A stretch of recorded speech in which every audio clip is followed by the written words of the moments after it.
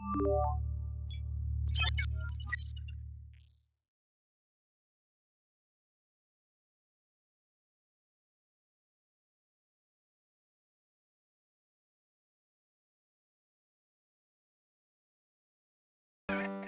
the next all-new episode of Mashal, Magic and Muscles. On your marks, everyone. Ready? Go! What the? No way! That was the fastest ever! Who is that guy? Hang on! You can't fly that fast! You cheated! I know it's hard to believe someone like me beat you, but I did. What, you? Mashal, Magic and Muscles. Next Saturday night at 12:30. Only Toonami on Adult Swim.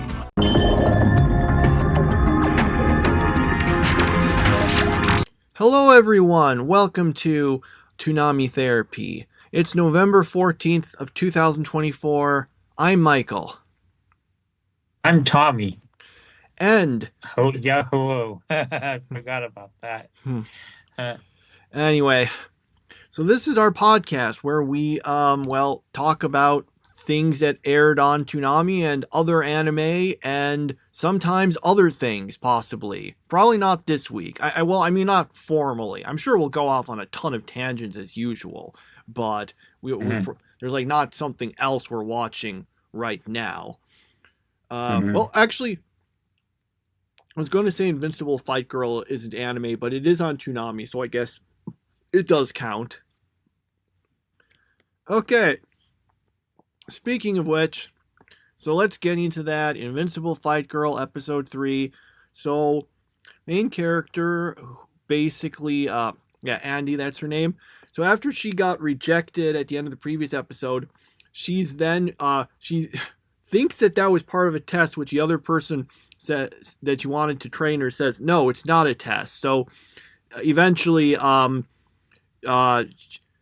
well, first she gets like tied up by the person who leaves, but then she gets untied and meets that guy that she gets herself out. And that guy from the previous episode, the one trying to sell the stuff, who kind of gets her to try to help him with some stuff, but he does it by basically trying to trick her, and she realizes that ultimately, basically, there's a bunch of, he comes across this other guy who's part of this family of wrestlers and wants to be a journalist instead of a wrestler, and then she gets into an argument with father about it, and then they are like going to go, then challenges him to a wrestling match over the thing. So, that kind of covered the episode, I think.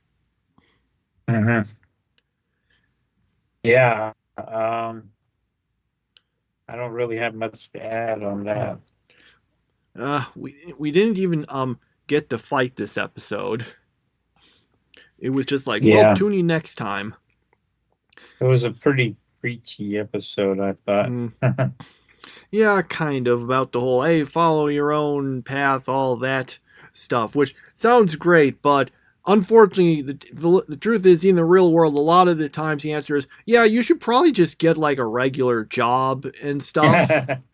Not always, but usually the better answer is, here, like, follow your dreams, just, try to get a regular job in the meantime,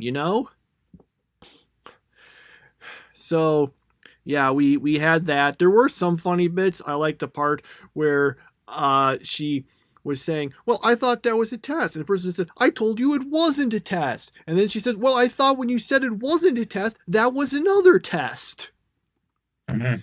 So that was good. But, yeah, otherwise it was just, okay. All right. So, then we get to our new premiere series on Toonami, Mashal, Magic and Muscles. That's the full title in English, Magic, Magic and Muscles. Surprisingly, this is actually a case where they elongated it a little. Originally, the Japanese title was just Mashal, but I guess they added that extra thing because they wanted to make it clear it was supposed to be kind of a combination of the words magic and muscle. Anyway, so our main character is named Mash, and he's in this world where everyone has magic, but he doesn't. And his sort of adopted father kind of keeps him away from the rest of the city because he knows that people without magic, get arrested and stuff for Actually, I can't remember exactly what the reason was. Seems kind of, but they do that. Anyway, but then he decides to just wander into town because he wants cream puffs, but then people notice the fact he doesn't have magic. Now, the good news for him, though, is that he basically is extremely absurdly strong with his fists, so he's still able to beat people and get away. And then they follow him to his home, and then he refuses to leave and wants to protect his father, and basically no-sells their various magic attacks by just punching them away in a sequence that was a bit funnier when it was in manga form. And then finally the police officer guy says, well, I mean, I guess we gotta actually set up the premise of the series. So how about you pretend to have magic powers and go to this magic school, and then if you get the rank of, I can't remember what it's called, but something they give each year, like Grand Mage, or I can't even remember the name, but it was something like that. Then you'll be able, then everything will turn out great for you. And then he said, well, okay, I guess I'll do that. Yeah, I found it really weird that they were torturing his father while he just stood right outside the door, and he could have easily gone in and broke things up, but he just stood there. And yeah, I thought some of the stuff was a little too contrived. It's like, okay, you got to go to this, so that way we can have a school arc. And yeah, it just seemed forced. It didn't seem like it was coming through like naturally. So I have to say I wasn't really impressed by this first episode, but I think it could be okay. I don't think it's going to be good, but I think it has the potential to at least be, One Piece quality, something like that. So hopefully, it has the potential to be One Piece quality. I think you insulted the series pretty badly there.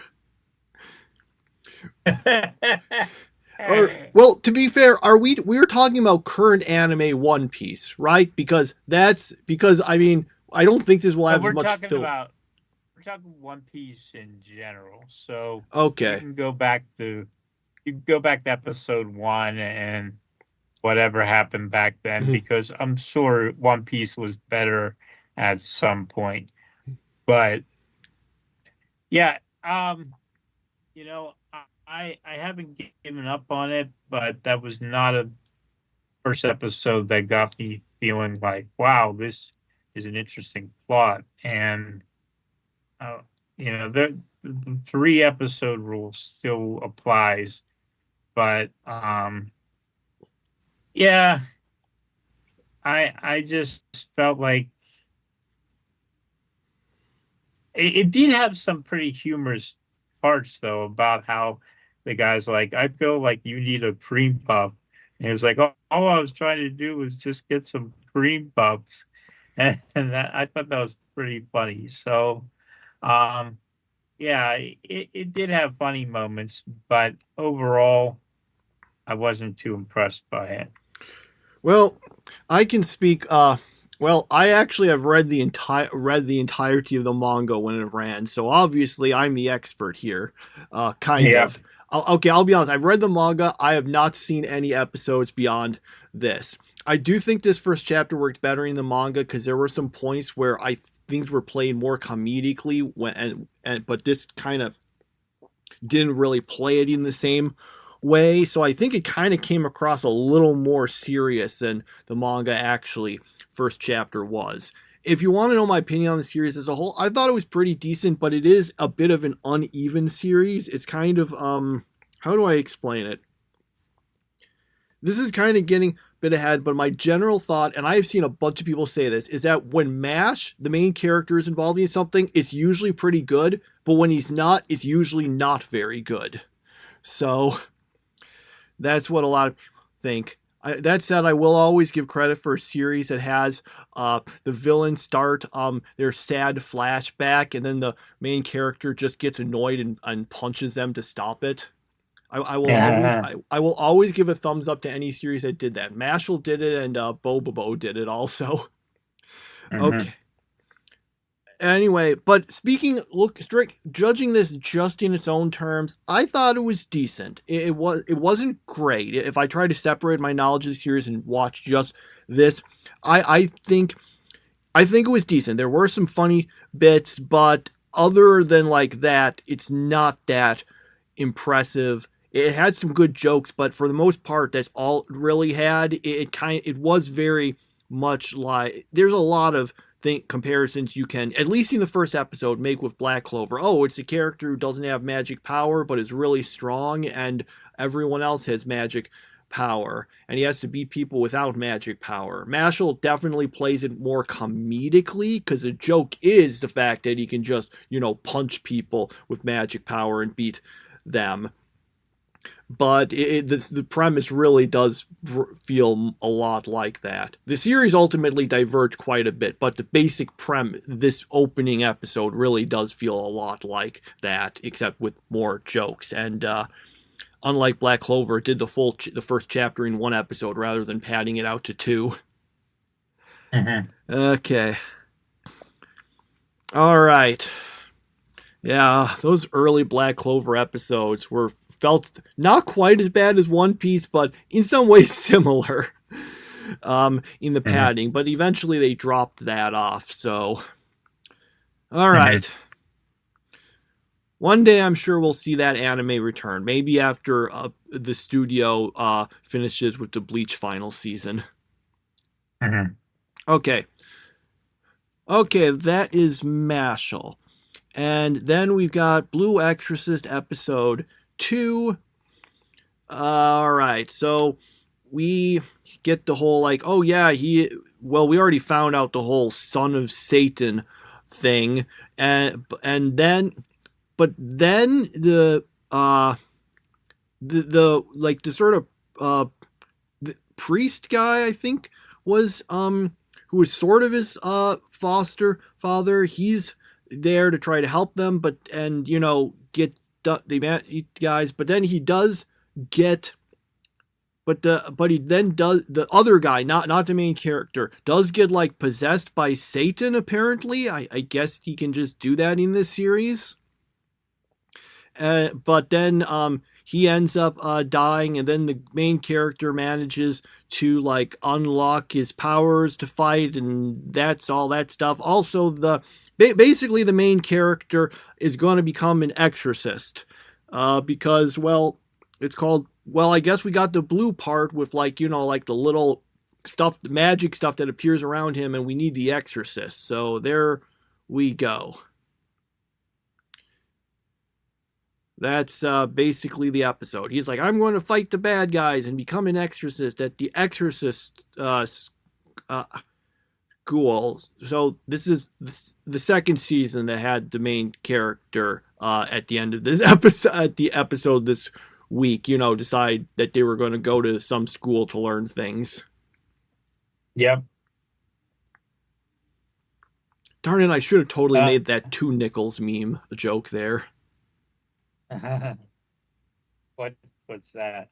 Oh, that thing where someone else, where I would say, wow, if I had a nickel for every time this week there is a episode of an anime I watched where the main character was going to go to some sort of school to learn something, I'd have 2 nickels, which isn't a lot, but it's weird that it happened twice, right? You haven't seen that meme? Yeah, I have. Oh, okay, you have. Okay. And it's of course all just aping this line from Phineas and Ferb, which actually was a really funny line, which of course is why everyone just memes it. Okay. Yeah. I don't really have much to add on Blue Exorcist. I think it was okay. I probably liked it more the first time I watched it, but yeah. I I remember it gets better once they get into the schoolwork, so I look forward to that. Well, that's most of the stuff that I actually remember from the series, which isn't that much. Yeah, this again, I feel it could have just been done a little faster. I know this when you look at the manga, the first chapter is like 60, 70 pages. So splitting that into 2 episodes is not unwarranted, but I think it might have worked better if they had just maybe not done it all in 1 episode, but done it all in 1.5 episodes. Mhm. Okay. Yeah. Then we go to the weekly difficulty. Remember what actually happened in One Piece. Okay. Episode 693. So Frankie is still, fighting Senior Pink. So there's a lot of that. Then, Zoro's still fighting Pika. So there's that. They also are going to. Right. And all the little Tontata guys are trying to rescue their princess. And of course, the title is The Little People's Princess, Captive Manchury. And naturally, we only see her in the last minute of the episode. Mhm. Okay. So that's and then the other characters, Luffy and stuff are still thinking, we're going to be trying to go fight Doflamingo and do stuff. So really, it's mostly just a continuation of stuff that was happening before. But I guess we do have the stuff that maybe they're going to rescue the princess character in the next episode. Yeah. We got back to the thing of trying to destroy the devil fruit factory, Yeah. which I thought was good because that always gets brought up in the whole spiel to start the show. They say Luffy and his friends are trying to destroy a devil fruit factory, but then they got sidetracked and then they formed an alliance with Law, and now they're stuck in this island thanks to Doflamingo. And yeah, so at least they're back to that plot of trying to destroy that devil fruit thing with Frankie going up against the big woman. And I still feel bad for Nami and Chopper because they've been completely ridden out of this arc. And that that's I find that a little humorous. Um, Yeah, basic. Oh, there was a lot of padding in this one. We kept pointing it out. We Mm-hmm. were like, "Boy, this is padding. This is like the high padding of the highest order." Mm-hmm. And uh, yeah. So as an episode, it wasn't bad. It just was very, very slow. Yeah, Nami, Chopper, and Brooke have basically been. They're all still back on the boat, So essentially. they can't even get in because of the birdcage, right? Yeah, that's right. The birdcage so powerful that no one can apparently actually break through it, even the people who have crazy powerful abilities. Mm-hmm. Which I just kind of think, yeah, but I feel like if Doflamingo can make this giant birdcage, it has to be weaker at the points than other. I don't know. I guess he just got fortunate and got one of the crazy good devil fruits. So yeah, that's One Piece. It's the same as usual. The plot was in that the plot was decent. It would have worked a lot better if it had been done in maybe 1/3 of the time. All right, so we'll move on from that over to the Toonami Rewind series. We got Sailor Moon episodes 40 to 41.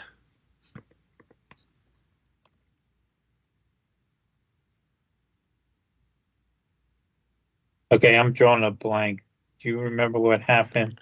Let's see. The first one was when they go to that resort place, and then there's the monster that tuxedo mask, who's still brainwashed, but apparently not completely awoke, and by accident, the yokai, and then they kind of join together to beat it. And the next episode was one where where all remember like the 7 people who like were all possessed by the monsters, and they managed to beat the monsters, restore them to normal. Well, spending 7 episodes on that wasn't enough, so the villains decide we're going to try to reawaken all the monster stuff there. So yeah, there's so they come into the fight against Tuxedo Mask, always calls himself Endymion now. And if I remember correctly, it seems like he got sort of like fixed and good, but then that gets undone and the bad guys have him again. Yeah. When's the end of this season? Let's see. We've got 5 episodes left. Okay, so 3 weeks, I guess. Yeah, and then we'll also be starting the second season in that 3rd week. Unless Thanksgiving gives us another marathon. We'll yeah. see about that. That's a good question, actually. Let me see. Do the guides go out that far yet? Let's see. Let me look at. Let's see. I'm just at. No, they don't. The TV guide website I'm looking at does not go that far, so we don't know. Yeah, they might put that on a. They might skip that, or maybe they might not. I don't know. We'll see, because it is on Friday rather than actual Thanksgiving. So yeah. I guess we'll see in 2 weeks. I can't remember. Does regular Toonami usually go on hiatus on Thanksgiving? I don't think it does, because it's 2 days after, but I might be wrong. I'm not sure, actually. For some reason, I thought it did, but it might be different this year. Okay, well, I can't say I remember, but I guess anything to say about the episodes? No, not really. Okay. It's just good old Sailor Moon. It's a while until we get into the really fun stuff. So, yeah, I guess we'll just suffer through this until we get more of the characters added, and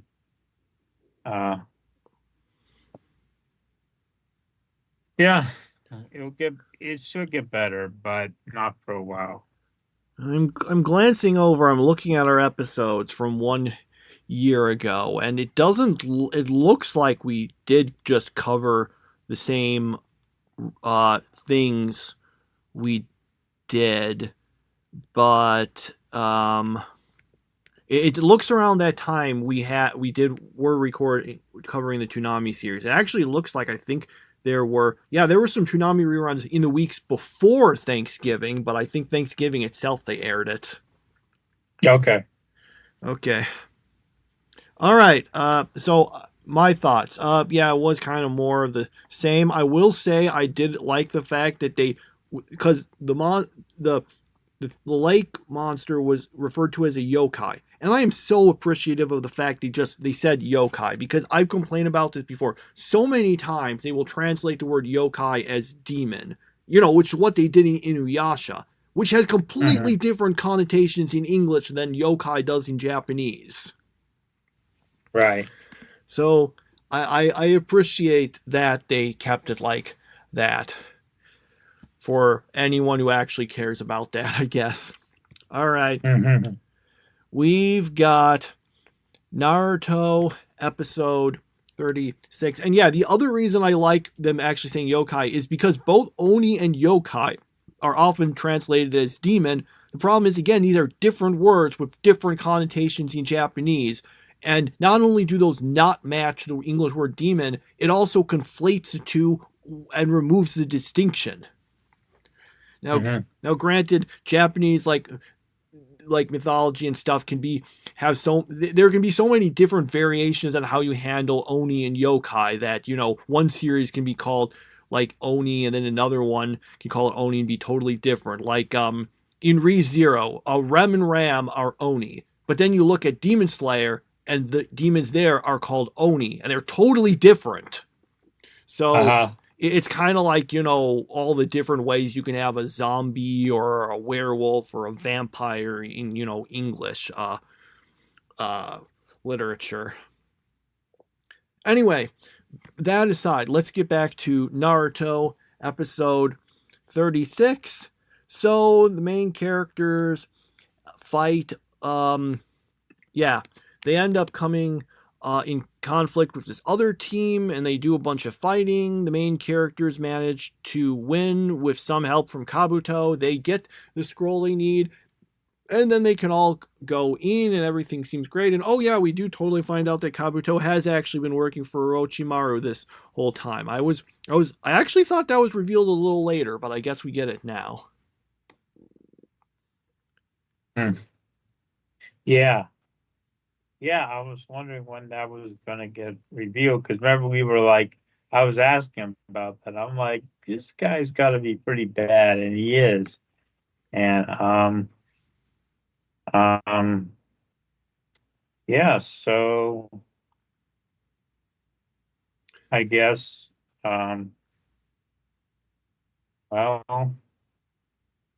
another episode of Naruto. I can't really think of anything. I'm just sitting here. I'm like, yeah, it's just Naruto.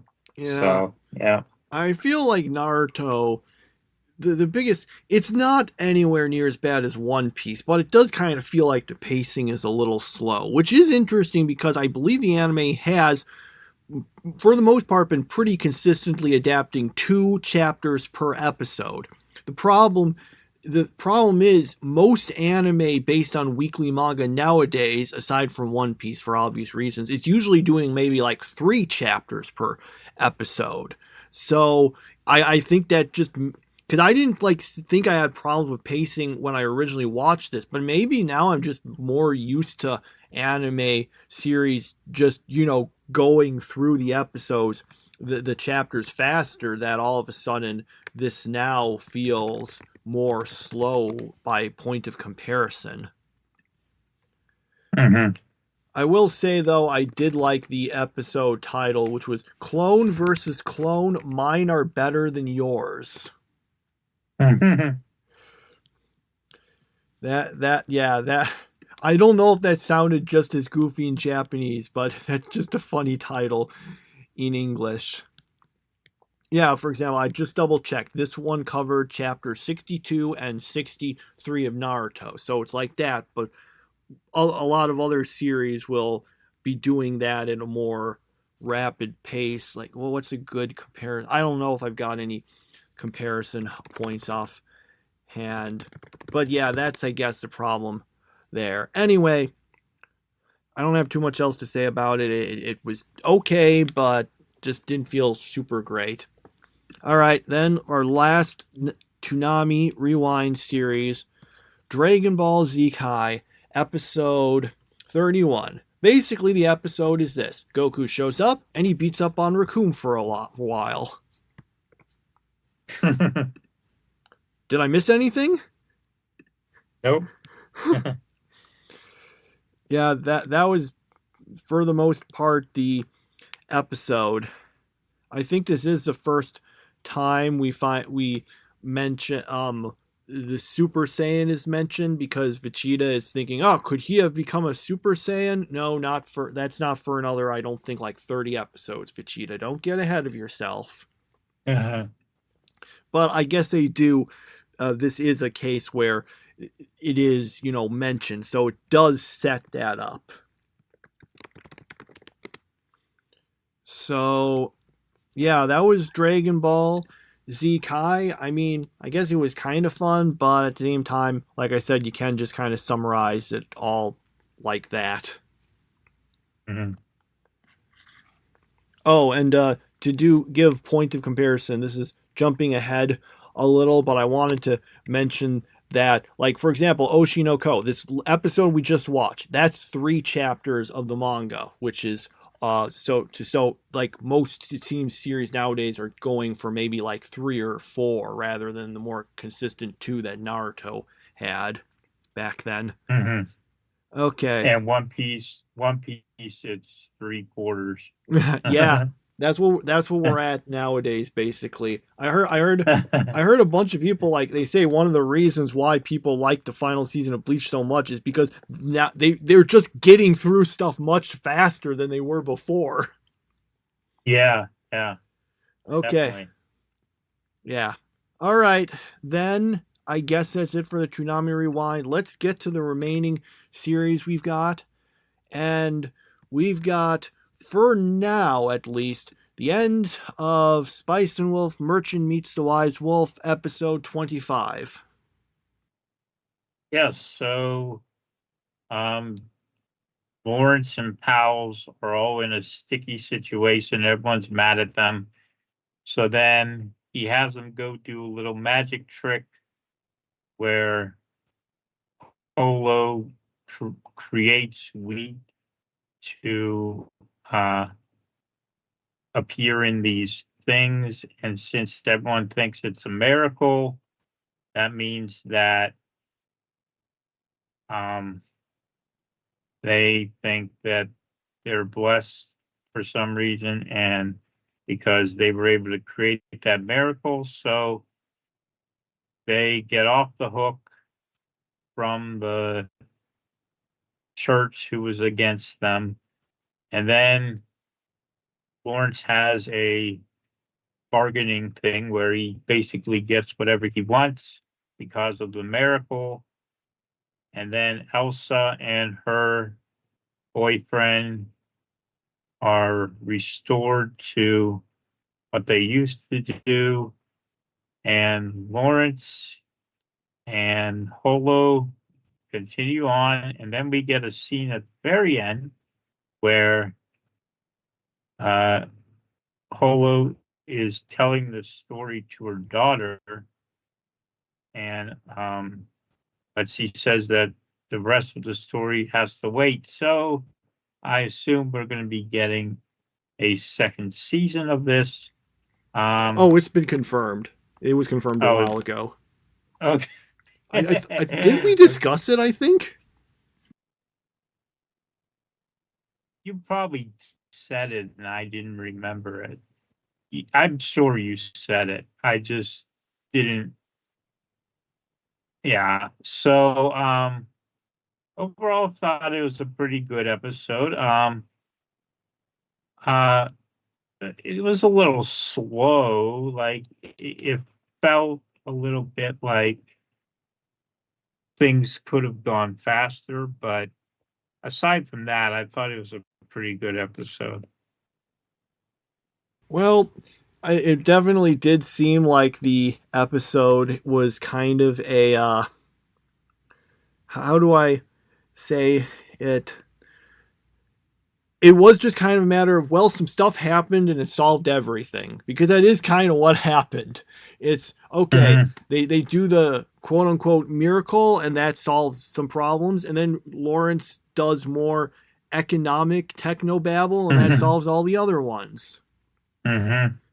It's a little, it is a little technically. What's funny is that technically speaking, it tries to avoid it. It does not say, "Oh yeah, that woman talking is Holo." I mean, it doesn't say that, even though it really obviously is. The girl being her daughter. But what's funny is if you turn the closed captioning on, not like the regular subtitles, the specific closed captioning, it explicitly says that it's Holo speaking, and even gives the name of the girls with her. It says it. Her name's I don't know if I should No, even no, no, no, spoil no, don't it. say it. Don't say it. Don't say it. I don't think No, the name. don't say. I won't. I just was going to say I don't think the name's really a spoiler, but I won't say it. But it is funny that it's right there. Okay. No, I don't want to know it yet, so we're not saying it on this podcast. Okay. Uh, yeah. So, yeah. So the season as a whole, the series as a whole, um, I feel like this was pretty good early on, and as it went on, it got too much into the economic crap, like capitalism saves the world type of stuff, and and uh so yeah, it there were some pretty good times and then a few slow times in it. Overall, though, I think it was a pretty good series. I think I'll give it a 7 out of 10 on my MAL thing. Let me look it up right now. What did I give it? I gave it a 6. I think I'm gonna give it a 7. Yeah, it was good. Um, it could be better, but Yeah. yeah. Keep going.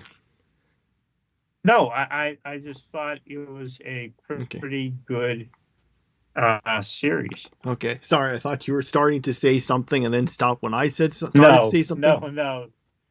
And then I stopped, and there's a silence, which has happened so many times in this recording, it feels like. Okay, so Spice and Wolf. I have similar thoughts. I do think this in the previous arc I wasn't so fond of, especially the previous one, the one where Holo's just gone for most of it, which I saw one person call the NTR arc. What does that mean? That you don't know what NTR is? Okay. No. How do I even really explain that? What does it stand for? Actually, I'm not sure what it stands for. I just know what what it means. Usually it just refers to it refers to lot. I need to see exactly what this stands for. Actually, okay. It stands for netorare, which is a Japanese term, which in Japanese means cuckold. Basically, it's used to refer to anime and stuff. When some person is just deprived of maybe their love interest and who goes off with someone else or something. Okay. So it's stuff like that because Kolo just kind of wanders off and isn't around. So that's what I saw a few people call it, the NTR arc. Okay, so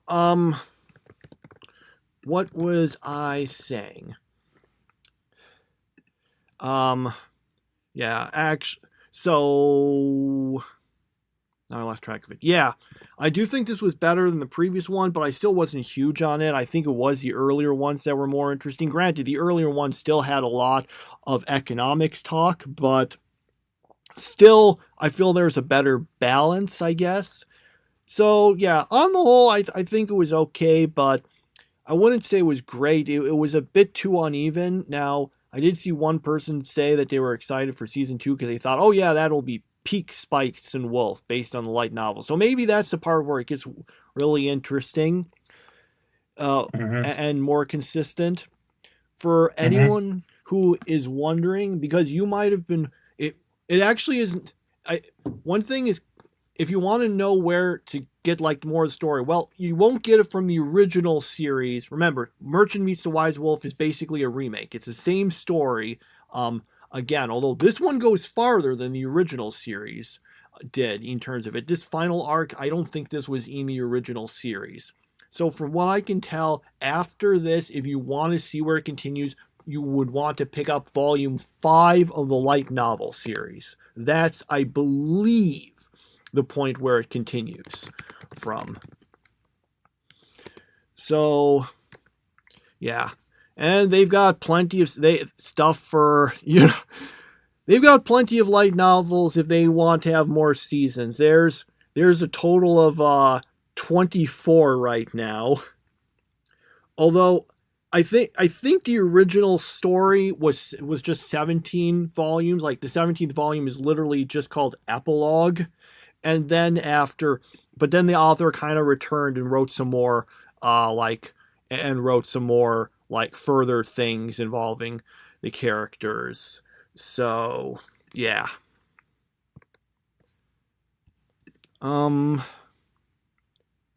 Yeah.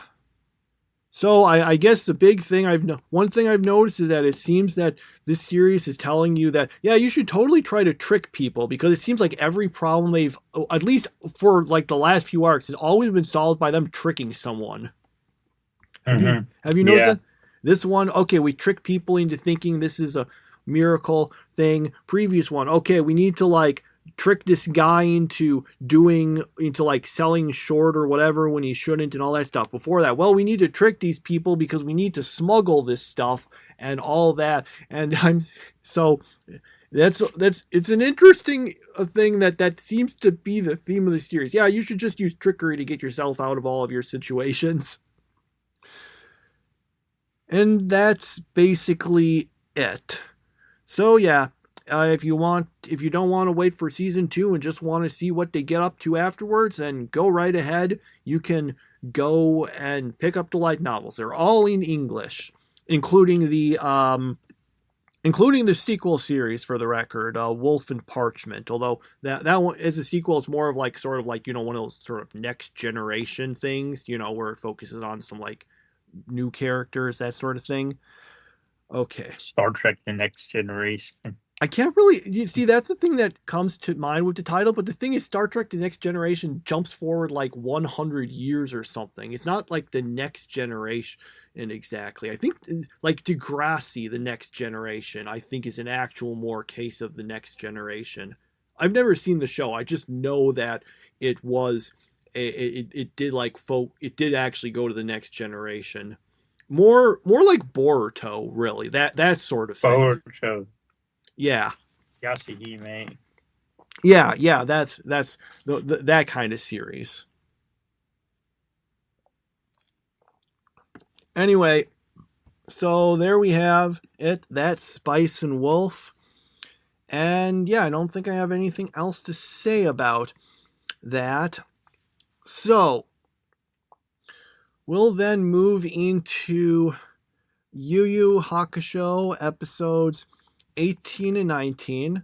So they come across another one of the 4 Saint Beasts, and well, obviously Yusuke is going to get the last one, so it's Hiei's turn. He managed to beat him pretty easily. It's kind of funny because Kuwabara and Kurama, had to it took them a little bit of time, and Hiei's just like, yeah, I'm just going to like cut you up a bunch of times quickly. So they managed to beat that, and they go on forward.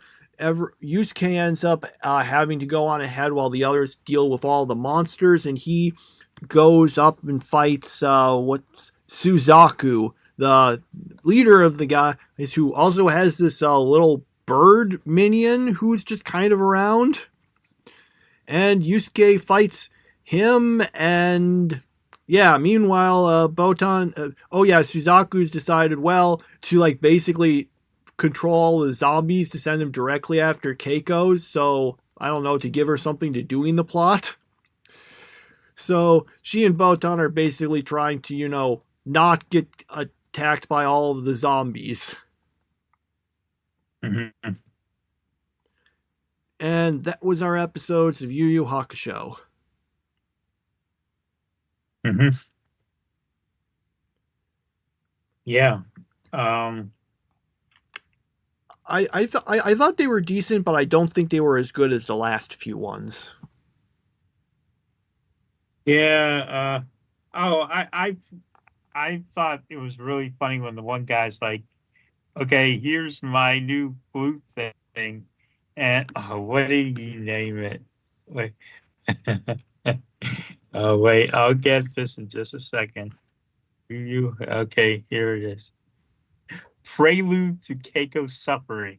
in A minor. That was a classic line. Yeah, that in A minor. So, uh, Alicia Keys did pretty good with that.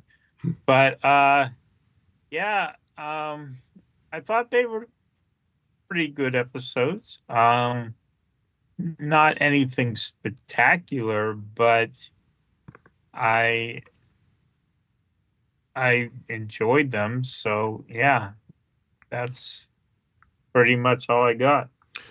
Yep. And yeah, we'll be done with this arc in 2 episodes, and then we'll reach the end. And yeah, so don't have too much else to say. It just was a straightforward but pretty decent episodes. Okay, so then we move on. We've got Oshinoko episode 20. Yeah, so we finished the play, and everyone gets to do their final thing and finish things off, and then afterward they're having the party afterward, and I said afterward twice there. Yeah, so Aqua is talking with someone, and then he finds this one guy who he says with the DNA testing found that he and him have the same father, and that's where the episode ends. It felt like this episode had very little progress until that one thing at the very end, and then yeah, so it felt like the classic not much happened type of thing. I thought the stuff with the people, all talking, like with the I guess the people getting together after the play. I mean, the play itself, I'll be honest, a lot of the play I found kind of boring just because we're just seeing all these random scenes from this play, but we don't know how any of it actually fits together. Like, I don't know the plot of this thing really. It would be like if you were to just like grab 10 random scenes from some like famous play and just show them without context. Right. So, which is fine because I mean, it's not, the plot of it isn't super important, but they did spend a whole lot of time on that to just show us those scenes. But yeah, I kind of liked. I thought it was decent. I thought. So yeah, anything else you wanted to say about the episode? No, it was just a little above average. I'm looking forward to this whole DNA dad type of thing because I'm most interested in this whole hunt for the killer. So that's what I'm into. So hopefully this moves that plot along. And yeah, that's what I'm hoping for. Yeah. Well, for the record, Oshinoko, the manga, it just ended, like literally yesterday. From what I can tell, yeah, the ending was pretty controversial, and I can see why, because I was not expecting a Konosuba crossover where Aqua, from this series meets Aqua from Konosuba, and the whole series becomes an isekai, and it says if you want to know what happens next, you'll have to pick up the light novels. That seemed to kind of come out of nowhere. Okay, that is not what happened, but it was a pretty controversial ending, so I guess maybe we'll get there one day in the anime. Yeah, I saw people are burning their manga, literally burning their manga over this. Okay. So that's how bad people hate this ending, which I subscribe back to that Manga Plus again because I want to read this ending and find out how it ends. I'm not even close to there yet, but I hope to get there because I have to know now what this ending was and why everyone hates it so bad that they be burning, literally burning the manga. I mean that I see it in sports. Whenever a player decides to leave and go to another team, people will burn their jerseys, and that gets a lot of attention. But burning manga, I've never heard of that before.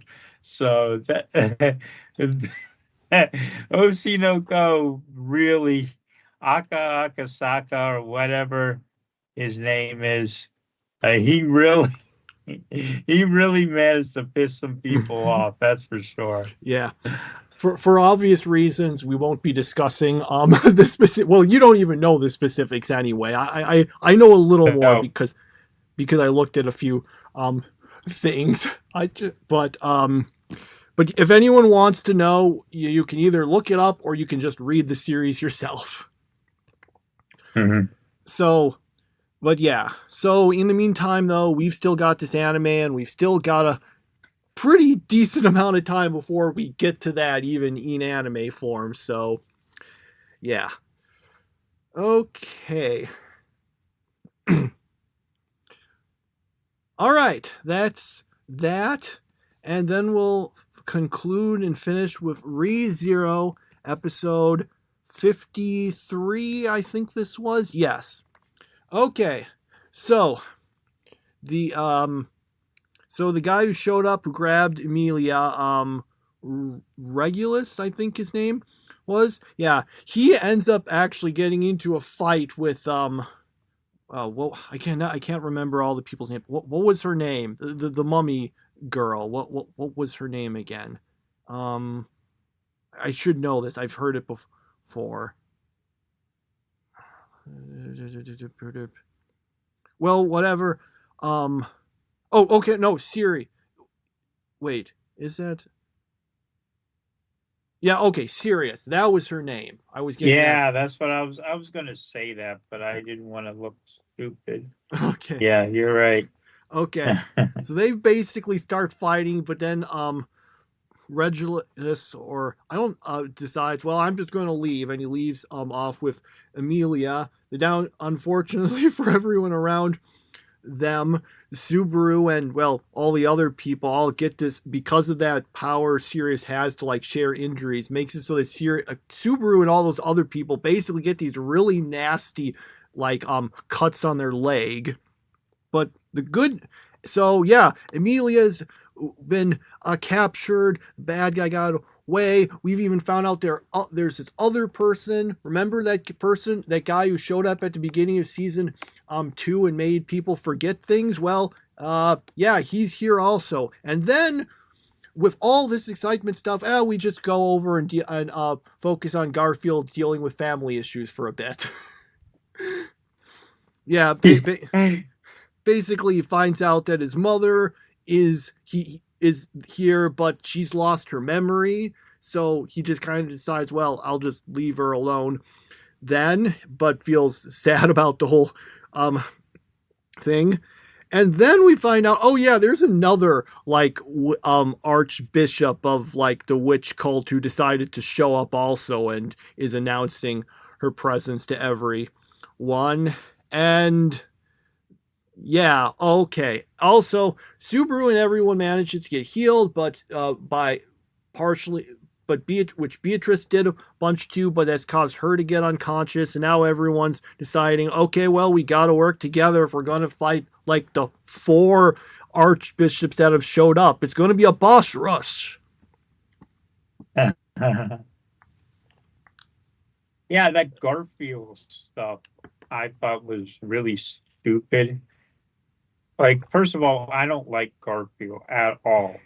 Okay, so we'll get that out of the way. But even if I did like him, he's not important enough, in my opinion, to the show that we should be spending time on him whenever there's so much bigger fish to fry. So, yeah, I did not like the Garfield situation. I thought that was and why is that little girl like in love with him? I don't understand that either. They're they're That's they're they're kind of they're actually the same age. It's just he's really tall and she's really short. okay. They're both 14 or 15. They're both 14 or 15. I can't remember which one they are. I thought that was weird, so I looked up their names, their ages also. Yeah, they're the same age. They're just very different heights. Okay. There's always an excuse. From the writers, they always have an excuse to do that. Yeah, so this episode wasn't the greatest. Mainly because of the Garfield thing. If it had just focused on the archbishops, I think it could have been really fun. Hopefully we spend more time on them. And I'm assuming that, Subaru made it through the save point, because this would be a whole lot of stuff to have to rewind and start all over again. So I'm assuming he survived that first save point. Now we'll see when the second one comes along. Yeah.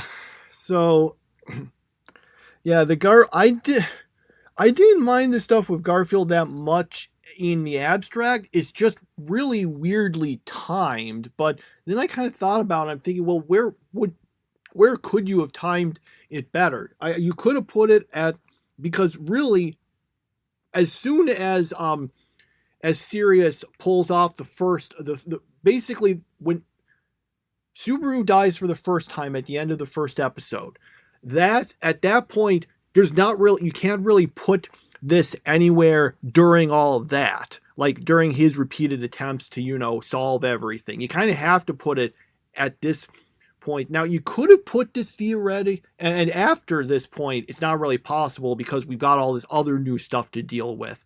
The ideal place would have been to fit it, I suppose, in the first episode, but we already we that thing was 90 minutes already. We didn't need to spend more time on this.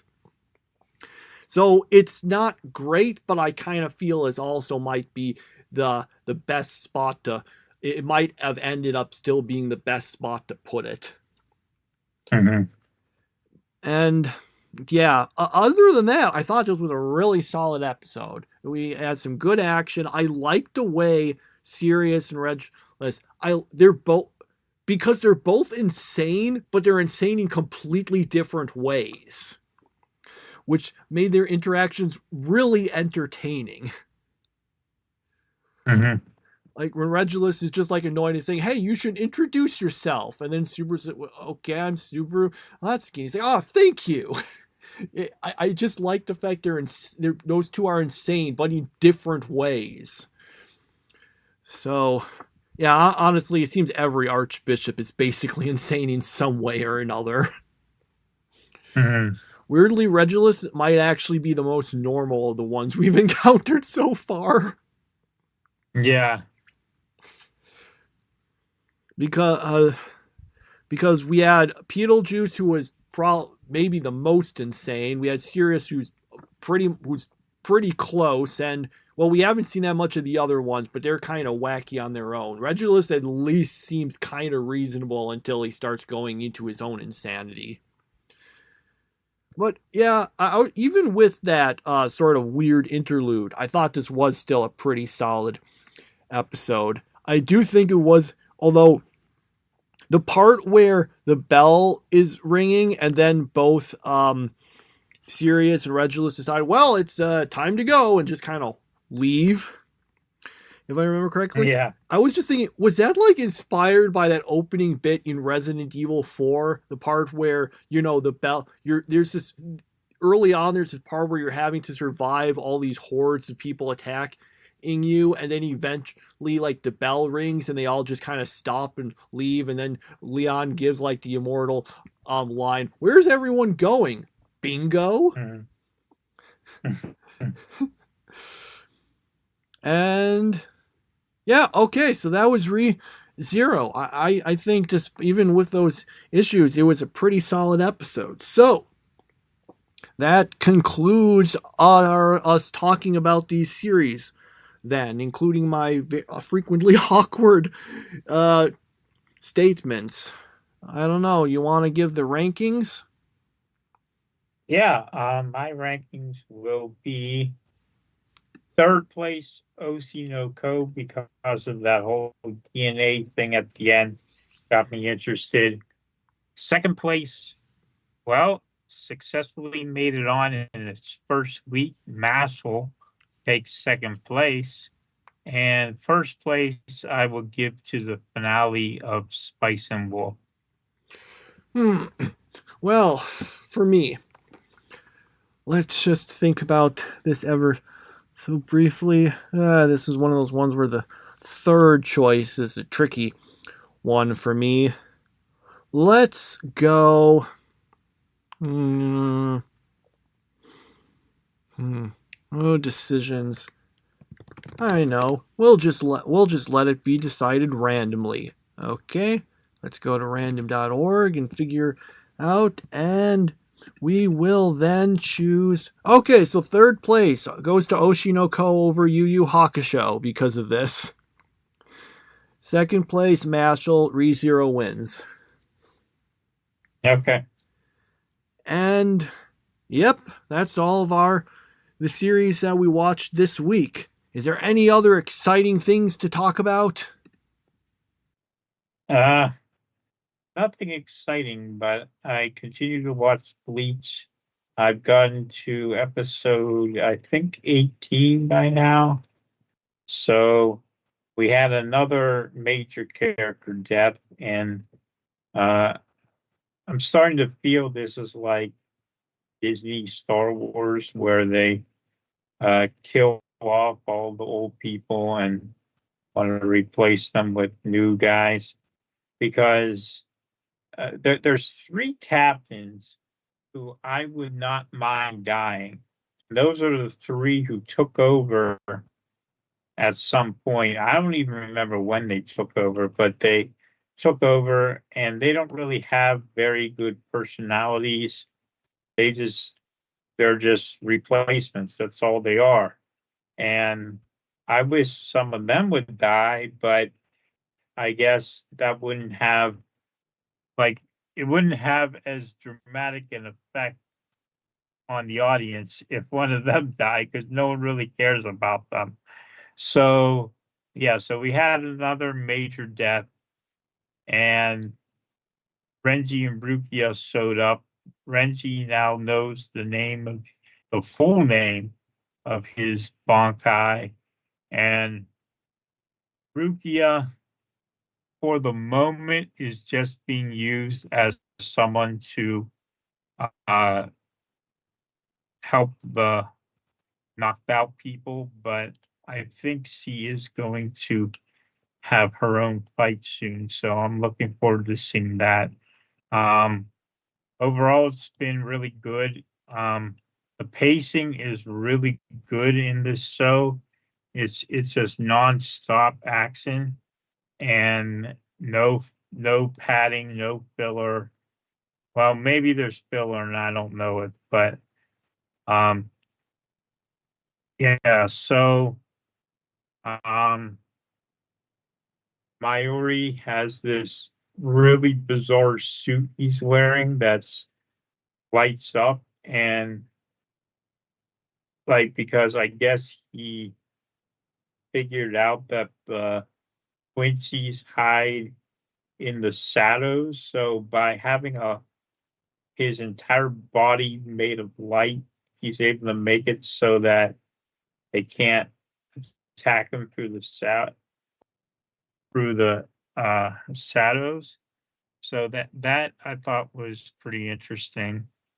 My only complaint was that it was too easy for the captains to get their Bankai back after they got stolen.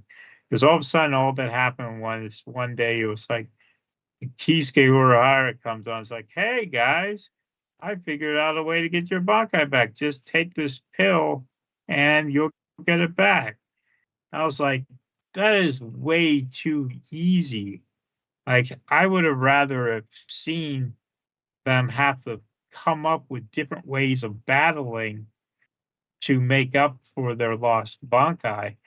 But unfortunately, it was just kind of just what I called Kisuke ex machina, and Mr. Hattenclogs made it a little too easy, and, and I did not enjoy that.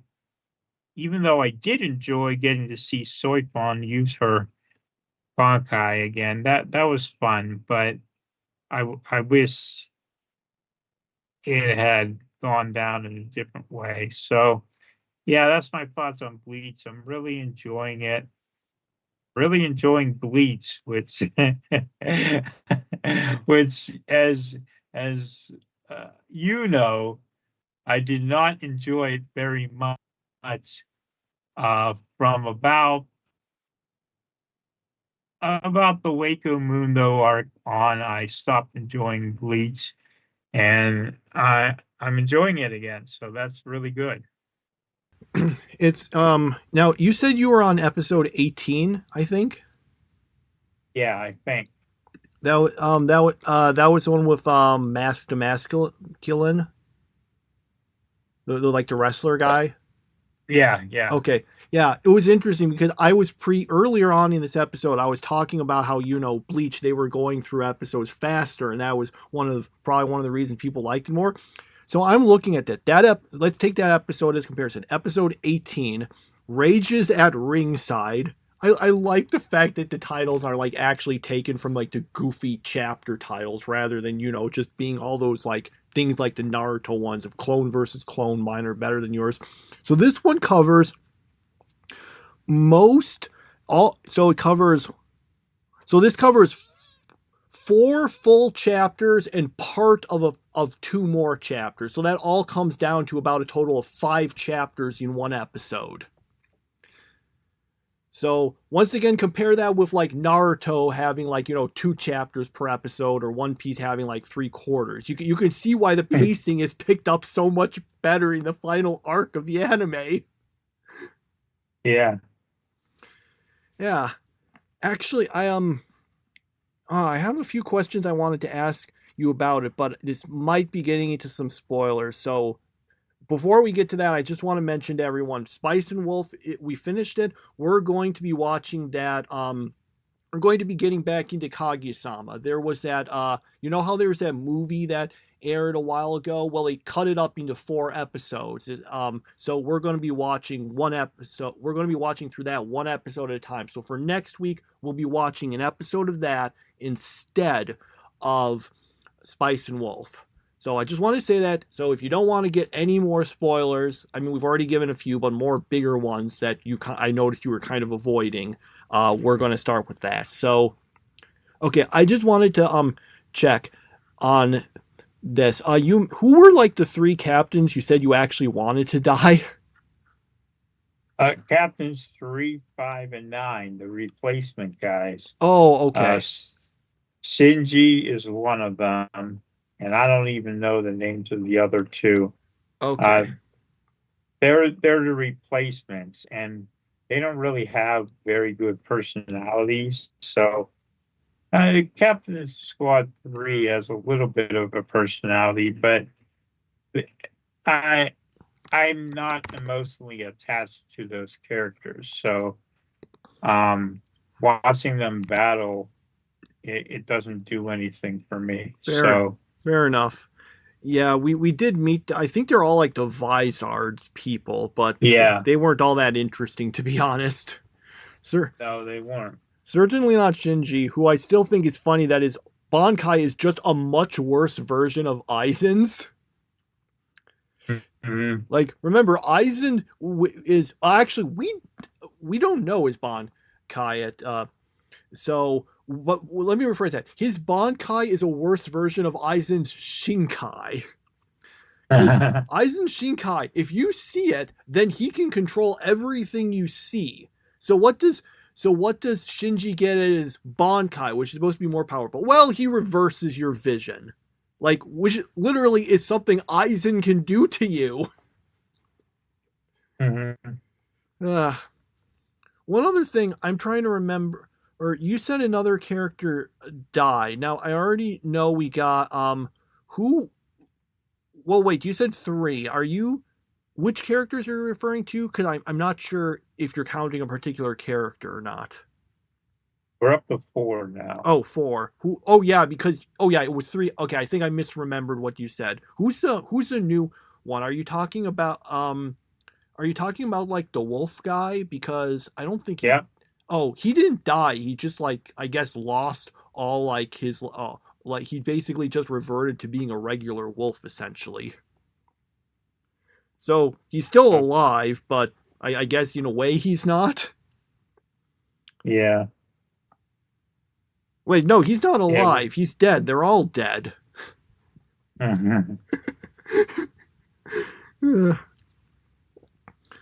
So yeah. I'm curious. What did you think of because you went through episode 18. What did you actually? You probably I know you put reviews on them, and okay, I didn't see the one for the last episode, so let me just check quick. Okay. Yeah. Did you end up Yeah. Okay, sorry. I guess I can just look at there to see some of your thoughts. I just like that because I was like, oh yeah, hey, Renji actually got a win finally. Yeah. Yeah. I had to point that out. Like Renji finally won a battle against someone significant too, not a filler thing. You know it's filler when Renji wins a battle, but here he actually won one. Yeah. So. This one, yeah, I mean, he beat a guy who had beaten several other important characters, so I do think it is funny, because remember, way back in the Soul Society arc, Renji had he like achieved Bankai, but then he just gets demolished by Byakuya. So you're like, oh yeah, you achieved your greatest ability, and then you just get beaten. So basically, this just said, no, see, the reason Renji was so weak was because he didn't fully master his Bankai. Now he has, and now he can actually beat people. It really did feel like the author just needed to come up with some explanation for why Renji was weak and came up with that. But yeah, I remember that fight against Master Masculine being pretty fun. And Renji won something, so good for him. Yeah. Yep. Okay. So that's our discussion on Bleach, kind of. More of a scattered one. Maybe I should have signed up for Hulu so we could watch them together. Oh well. Well, maybe one day it'll pop on Toonami and then we'll watch it then, maybe. Anyway, I guess that's all of it. We'll be done with we're done with our talking for now. Anything else I wanted to mention? Yeah, we'll be back next week for the same regular stuff, except instead of Spice and Wolf, we'll be getting those 4 episodes of Kaguya-sama that we completely forgot about until you reminded me a few weeks ago, and then I looked at our schedule and realized, wait, we can watch this, and it will fit almost perfectly into like our plan on the things we're going to be watching. And without further ado, we'll just let you stop listening to us and turn to whatever probably better thing is in your playlist. See you next time. Bye.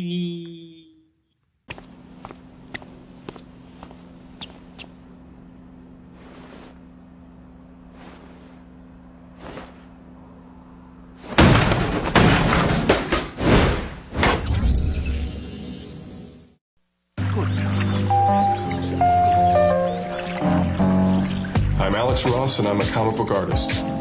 I've pretty much known since I was a child that I wanted to be a comic artist. I was making little folded-over comics based upon anything I saw on television since I was 3 years old. My favorite superhero is Superman, as can often be seen throughout my house. Superman embodies all the kind of hope and inspiration I can imagine a superhero giving me. He's the original. He's sort of the first and greatest of all superheroes. To be in comics, you must draw good. The way I work is to do a tight, detailed thumbnail, and I then do photo reference from that of a live model, which I then use for the final painting. I've had occasion to use myself as a model when no others would do, when I needed somebody to fill in for a costume. The easiest hero for me to paint is probably Superman, because I've been doing him for so long now, and I've got a lot of references, you can see. Wait, what do I do for fun? One of my favorite hobbies is collecting, and I've collected a great deal of stuff that has inspired me since I was a child, and more that comes out every day. Superman, Batman, if you have to pick one, pick the one in the red and blue. Which one does bullets bounce off of? I've never heard of Toonami. Back up again. All of my favorite shows have been on Toonami. For anybody who wants to be in comics, learning to draw is fundamental to it. Have the best skill possible in drawing the human figure and be able to draw as much action and backgrounds as possible. The best part of being a comic book artist is truly just to be able to do comics, because comics are fun. You get to draw cool stuff, and it's a lot more inspiring and interesting than people might think. This is a storytelling form that you can entirely control, and you can do anything possible. My superpower would be to make the imagined real.